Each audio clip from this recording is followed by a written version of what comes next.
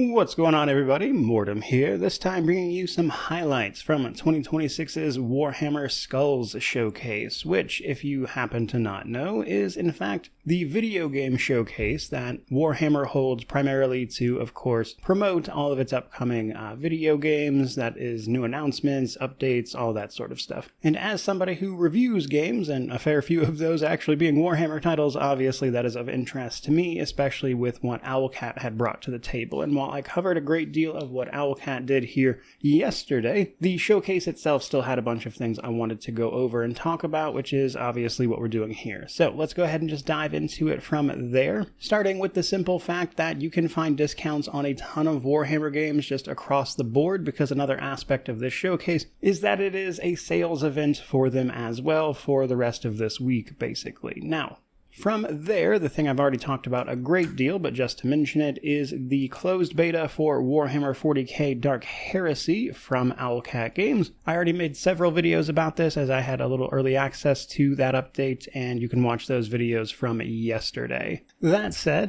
the beta in comparison to the alpha, which released last December, includes both character creation as well as the majority of Act 1. So where the alpha was a little more limited in the beta, which you can access via the Founders thing, and if you had the alpha, I'm pretty sure you have the beta as well. You can see even more of those systems and provide some feedback on them if that is your thing, though the beta itself is out now. Following on from that, Owlcat also had some news about Rogue Trader and its third DLC, the Infinite Museon. This is one I've already talked about, and we didn't get any new information outside of the release date for it, which will be June 11th. You can, of course, expect me to review that DLC the way I have previously as well. Either way, however, if you haven't heard of the DLC, this is going to take us to a secret vault curated by none other than Trazyn the Infinite. In particular, he apparently has a bit of an obsession with the Von Valancius dynasty that we are part of in Rogue Trader, and it's going to bring a new companion alongside a new mechanic via the form of implants and stuff to the game as well, so it should at least be a bit interesting. Moving on a little bit though, Warhammer 40k Speed Freekz is now out on consoles, comes with things like a level editor and whatnot.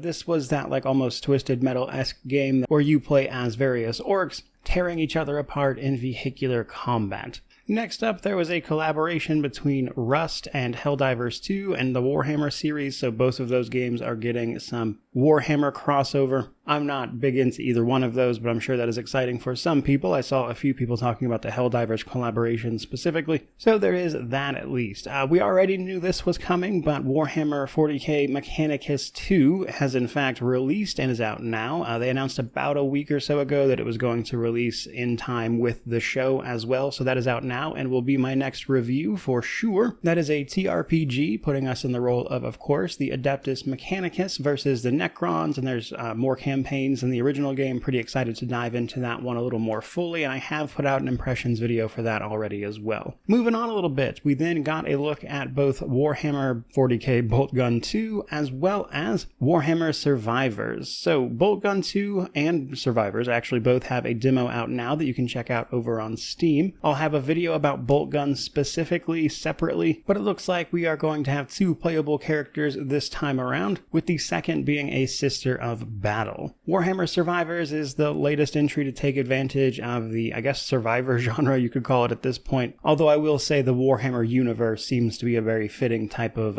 IP for that type of thing, I will say. On top of that stuff, there was also an ad for Warhammer Classics, the big Classics label for a lot of the old Warhammer games, if you want to go back and check some of those. I made a video covering a fair few of those as well a couple weeks ago when they initially made that announcement, as some of those games are pretty interesting. In particular though, that update also allows pretty much all of these old games to actually run on modern machines, which was the big purpose of that update, and so if you wanted to ever take a look at some of those classic games of questionable value, as they may be, that is to say a lot of those games aren't exactly remembered for being incredible games, they do still have some historical significance, and this is a way for people to check them out in a way that is much more friendly on the user side of things. And given the fact that a lot of them are on discount as part of the Skulls event, it's a little lighter on your wallet, as some of them are honestly a little on the expensive side considering the situation around them. Nonetheless, pretty cool thing to see. On top of that, it looks like Dawn of War 4 will be launching on September 17th. They go over some of the post-release plans, new campaigns, editors, all that stuff in there. Looks pretty cool. I will admit that is not exactly my normal genre, so I probably won't take a look at that personally, but I know some people are pretty into that, just so you know. Then they had a few updates for various Total War games.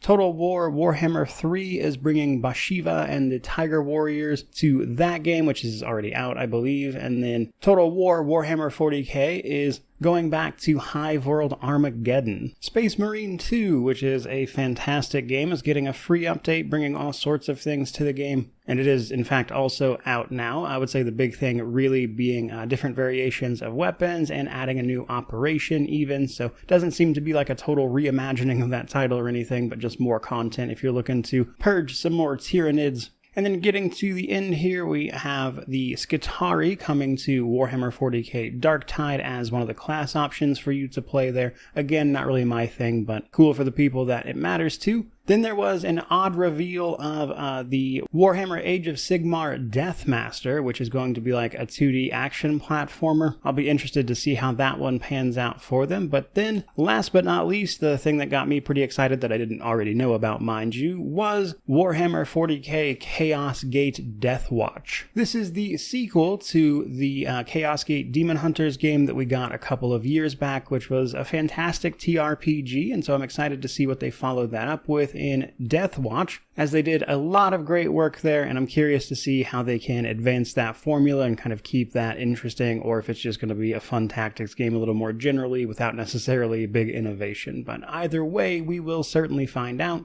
But as for today, that is pretty much going to do it for the announcements at Warhammer Skulls. So, hope you enjoyed the video. If you're looking forward to any of this stuff, by all means, let me know all about it down in the comment section below, which of course means to like, comment, subscribe, all that YouTube jazz. But regardless of any of that, truly, just thank you so much for watching. I really do appreciate it. May you wander in wisdom and have an amazing day.